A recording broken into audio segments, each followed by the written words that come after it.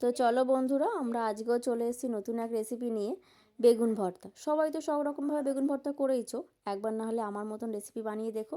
বেগুনের মধ্যে সবচেয়ে বড় জিনিস হচ্ছে পোকা।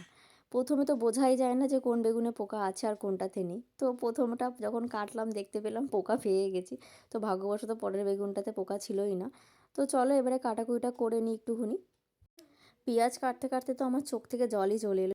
এবারে আমার মেন কাজ হচ্ছে বেগুনের মধ্যে রসুনটা আমাকে ভালো করে গুঁজে দিতে হবে, কেন রসুনটাও আমাকে পুড়িয়ে নিতে হবে। তো আমি যেভাবে করছি রেসিপিটা বেগুন ভর্তাটা, তোমরা বাড়িতে একবার ট্রাই করো। তো তো এদিকে কথা বলতে বলতে আমার বেগুনের রসুনগুলো গোজাও হয়ে গেছে, আর এদিকে টমেটোও আমি নিয়ে নিয়েছি। তো দুটো জিনিসই পুড়িয়ে নেবো। বেগুন ভর্তাটা একটু অন্য স্বাদে খেতে চাইলে এইভাবে তোমরা করে খেতেই পারো বাড়িতে একবার। তো বেগুন আমার পোড়ানো হয়ে গেছে, তো রসুন আর বেগুনগুলো ভালো করে সব আমি ছাড়িয়ে নেবো। তো কড়াইতে এবারে তেল দিয়ে ভালো করে একটু পেঁয়াজ ভেজে নেবো।